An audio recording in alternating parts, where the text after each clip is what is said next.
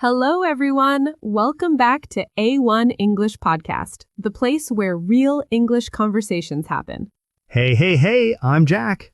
And I'm Jessica. And oh my gosh, we are so happy you clicked on this episode today. Seriously. Because today we're talking about something that every single English learner needs to hear. Something that no textbook will ever tell you. Something that changed how I think about language learning completely. We're talking about why your English is actually way better than you think it is. Yes, and I know what you're thinking right now. You're thinking, no, my English is terrible. Ha, exactly. But by the end of this episode, I promise, you will feel differently. Before we dive in, a quick reminder. If you haven't subscribed to our channel yet, please do it right now. Just hit that button because we upload new episodes every single day to help you improve your English naturally. No stress, no boring grammar drills. Just real conversations, real confidence building, real results. Okay? Okay, so Jack, let me start with a question for you and for everyone listening right now. Go for it. Have you ever studied English for hours, learned tons of vocabulary, maybe even had a good conversation, and then the next day you think to yourself, I'm still not good enough. I'll never be fluent. Oh, wow. Yes, that feeling is so real. It's like no matter how much you learn, you always feel behind. Exactly. And here's the crazy part. That feeling, it's lying to you. Wait, explain that. That feeling of not being good enough, it has almost nothing to do with your actual English level. It's your confidence, or actually your lack of confidence, playing tricks on your brain. Okay, people, stay with us because this is going to be a game changer. Let's go. All right, Jessica, let's talk about what I like to call the confidence gap. Ooh, I love this. What is the confidence gap? Okay, so here's the idea. Imagine there are two levels. Level 1, your real English ability, everything you actually know, your vocabulary, your grammar, your listening skills, everything inside your brain. Okay, level 1 is your real ability. Level 2, how good you feel about your English, your confidence level when you actually try to use it. And the gap between those levels, that's the confidence gap. Exactly. And here's the thing. For most English learners, there is a huge gap. Their real ability is actually quite high, but their confidence way lower. Oh my gosh, this is so true.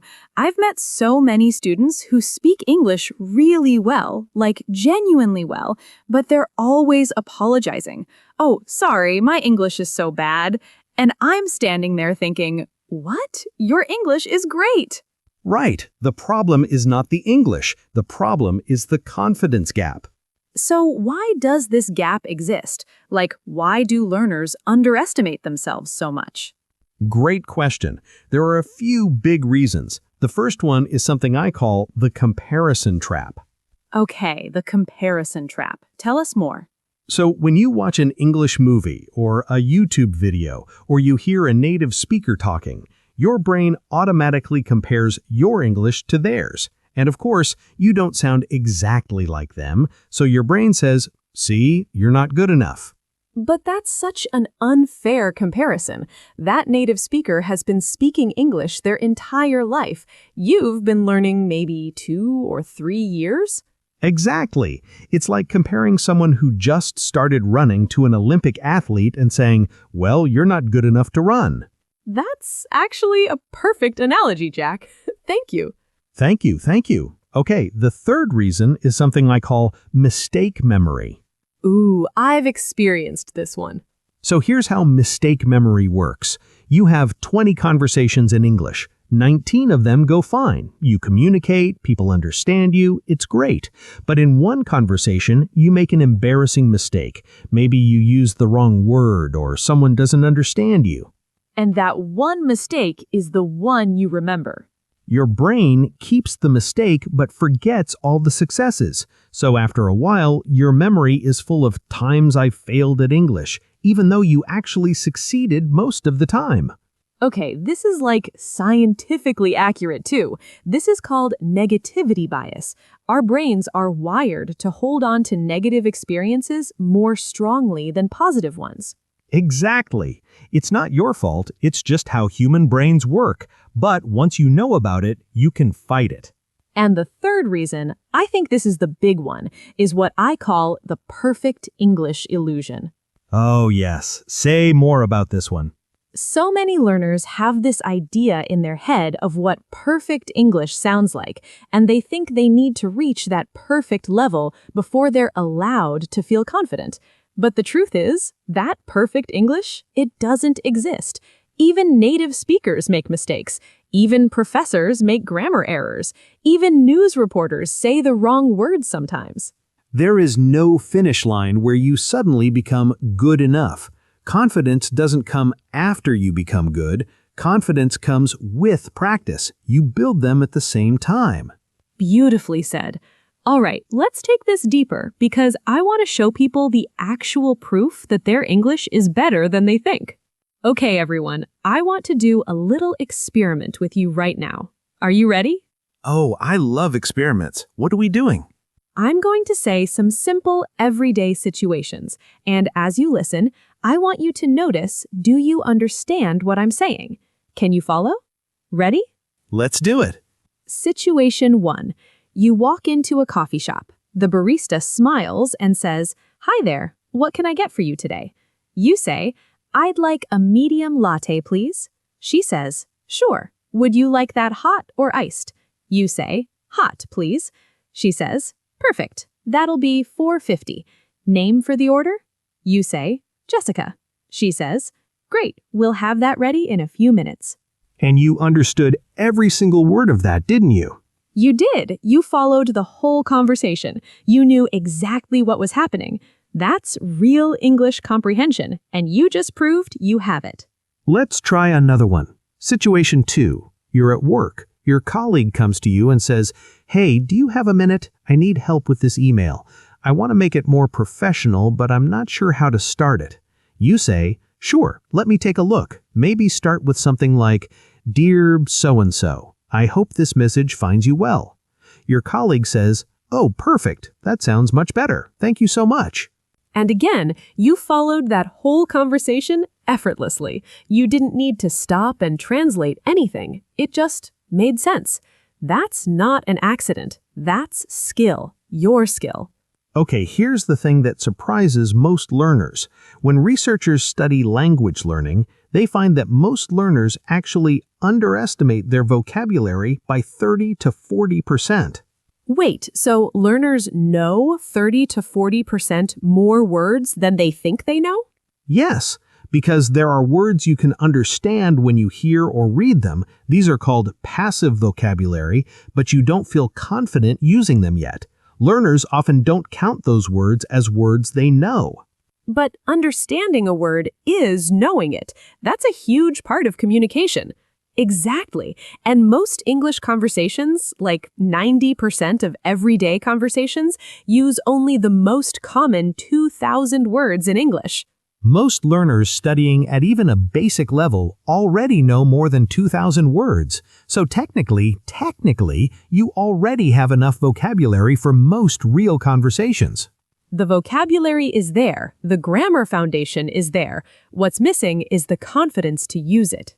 So let's fix that. Let's talk about how to build that confidence in a real, practical way. All right, let's talk about 3 specific things that destroy English learner confidence, and more importantly, how to beat each one. Yes, because knowing your enemy is the first step to winning. Confidence killer number 1, fear of making mistakes. Oh, this is the biggest one. Okay, so let me ask you something. If a small child is learning to walk and they fall down, do we say, "Oh, that child is terrible at walking. They should just give up"? No, of course not. We say, "Oh, keep going. You're doing great. Try again." But when adult English learners make a mistake, they say to themselves, "I'm so bad at English. I'm embarrassing myself. I should just be quiet." We are so much harder on ourselves than we would ever be on a child learning something new. Here's a mindset shift that changed everything for me. What if, instead of seeing a mistake as a failure, you saw it as data? Data. I love that framing. Every mistake tells you something. It says, hey, this is an area where your brain hasn't fully learned the pattern yet. That's incredibly useful information. That mistake is pointing you toward exactly what to practice next. Scientists call this the error-driven learning model. Our brains actually learn faster from mistakes than from getting things right the first time. The mistake creates a stronger memory than the success. So your mistakes are literally making you smarter every single time. From now on, when you make a mistake in English, try to say to yourself, not, I failed, but I just gave my brain a learning upgrade. I love that. Okay, confidence killer number 2, waiting to feel ready. Ooh, yes. I'll speak more English when I feel more confident. And then you never feel confident because you never practice speaking. So you never speak, so you never gain confidence, so you wait longer. It's a cycle. This is what psychologists call the confidence action paradox. Most people think the order is, first I get confident, then I take action. But the truth is, it works the opposite way. You take action first, and then confidence follows. Every single time you speak English, even badly, even nervously, you are building a tiny brick of confidence, and those bricks add up. Think of it this way. You cannot get stronger muscles by waiting until you feel strong. You have to lift weights first. Speaking English when you're not confident is the exercise. That's literally how you build the confidence. Practical tip: start incredibly small. Don't try to have a perfect 30-minute conversation. Just say one sentence out loud today. Just one. Good morning.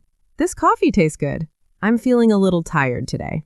One sentence. That's it. And tomorrow, maybe 2 sentences.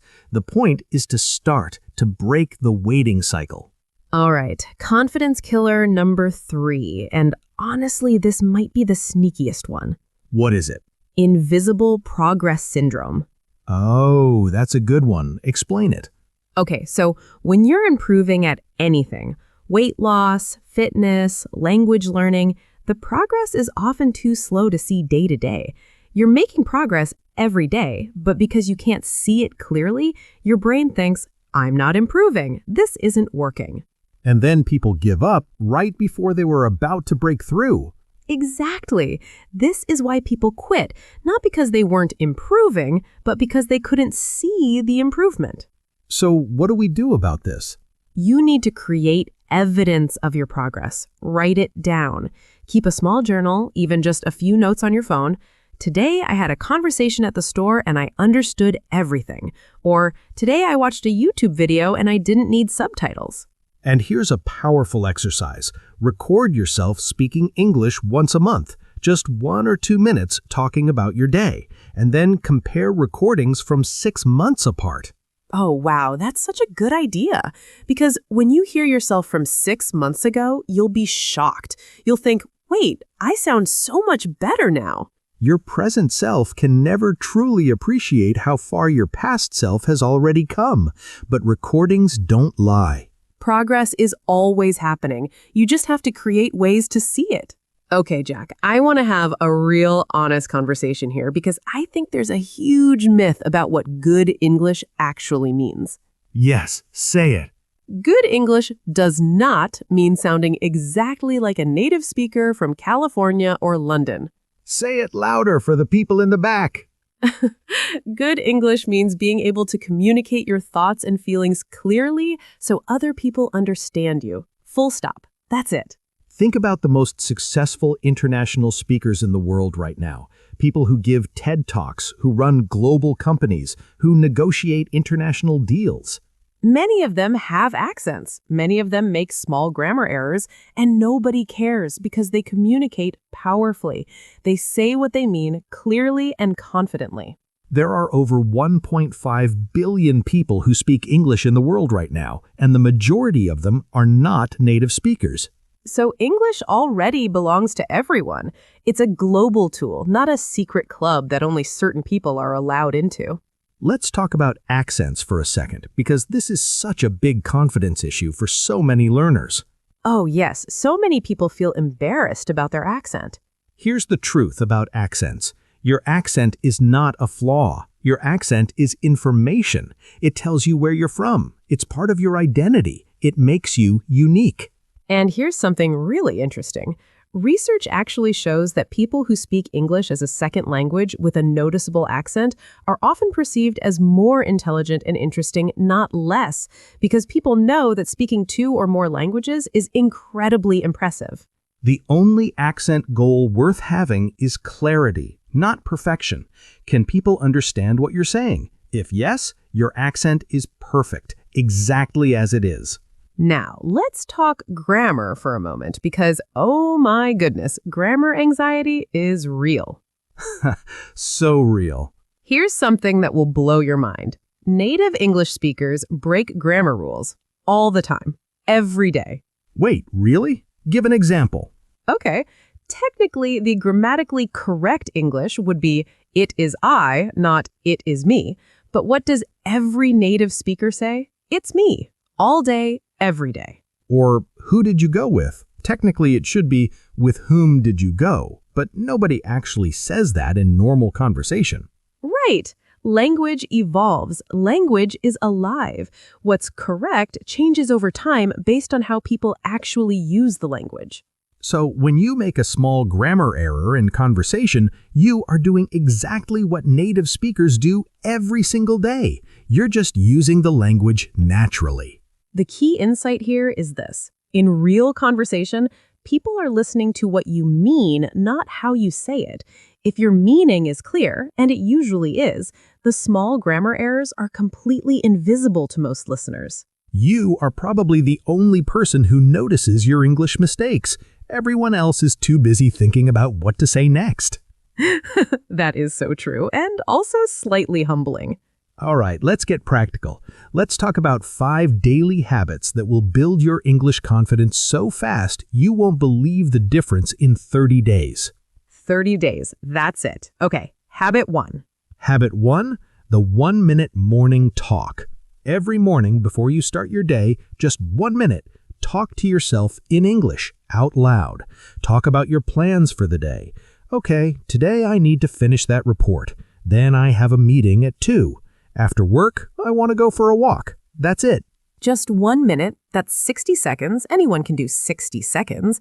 And what this does is it warms up your English brain every morning. It's like stretching before exercise. And over 30 days, that's 30 minutes of speaking practice, just from your morning routine. Habit 2, the compliment challenge. Once a day, just once, compliment someone in English, or just say one kind thing to someone. I really like your presentation. That was a great idea. You look really nice today. Short, positive, easy sentences. But here's the magic. When you say something kind, people respond warmly. They smile. They say thank you. Suddenly, English feels good. It feels positive. Your brain starts associating English with happy feelings.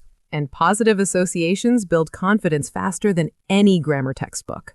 Habit 3, shadow a voice you love. Ooh, tell them about shadowing. Shadowing is when you listen to a short piece of English audio, maybe 15 to 30 seconds, and then you repeat it out loud, trying to copy the rhythm, the pronunciation, the natural flow of the speaker. You don't need to understand every word perfectly badly.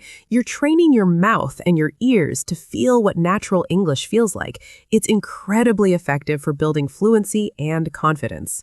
And here's the key. Choose someone whose voice you enjoy, maybe a favorite podcast host, a YouTube personality, a character from a TV show. Make it fun.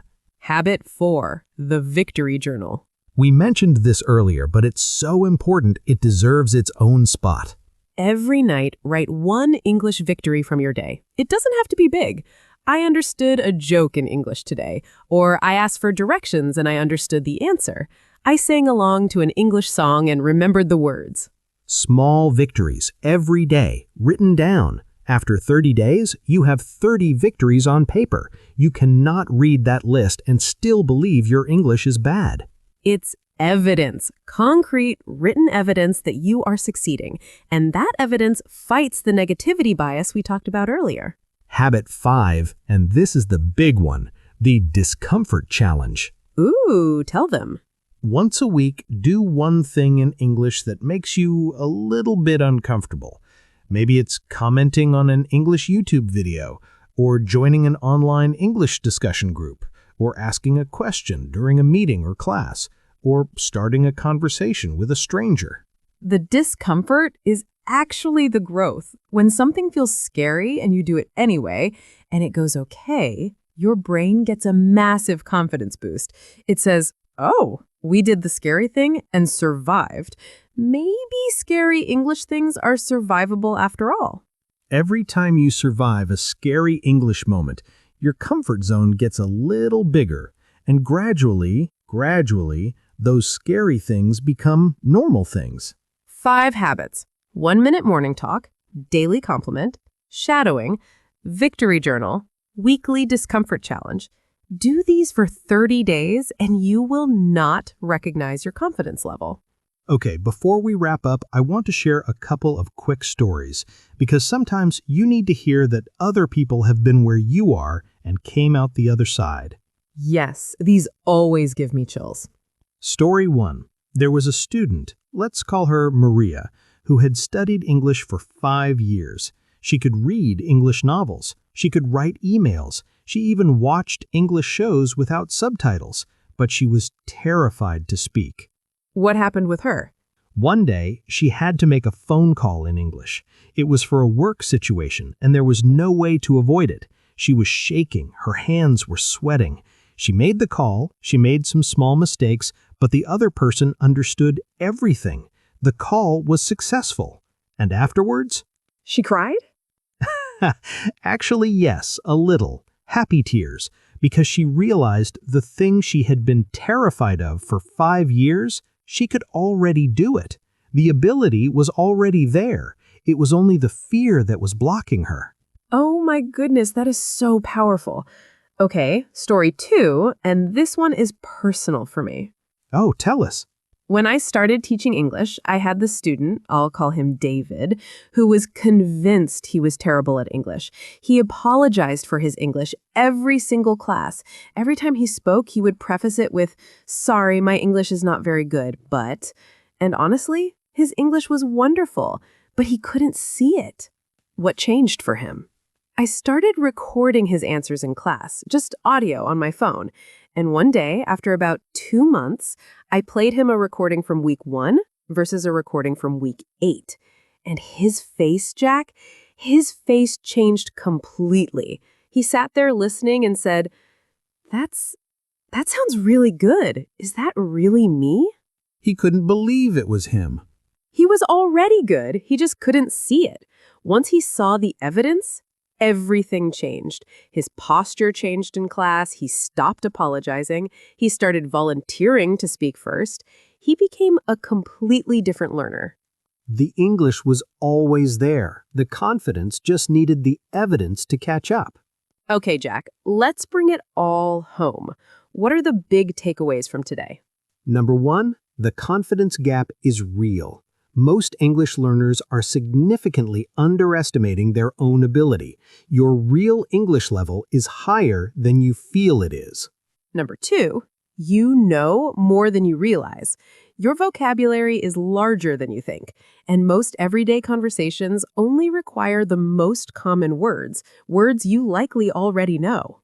Number 3, the 3 big confidence killers are fear of mistakes, waiting to feel ready, and invisible progress syndrome, and all 3 of them have real practical solutions. Number 4, good English is not perfect English. Good English is clear English. Accents are not flaws. Small grammar errors are not failures. Communication is the goal, and you're already achieving it more than you know. And number 5, confidence is built through action, not before it. The 5 daily habits we shared, use them. 30 days, that's all you need to start seeing a massive shift. I want to say something directly to everyone listening right now. You chose to spend 30 minutes learning English today. that's not what someone bad at English does. That's what a dedicated, serious, impressive language learner does. You are already doing the work. You are already on the journey. Give yourself credit for that. Your English is better than you think, and every single day it gets a little bit better, even when you can't see it. So keep going, keep speaking, keep making mistakes, keep growing. If this episode gave you even one new idea, one new perspective, one small boost of confidence, please hit the like button. It genuinely helps us reach more learners who need to hear this message. And if you want real English conversations like this every single day, subscribe to A1 English Podcast. We're here every day with new episodes to help you build real confidence in real English. Thank you so much for being here with us today. You are wonderful. Your English is wonderful, and we are rooting for you. See you in the next episode. Bye, everyone. Keep going. You've got this.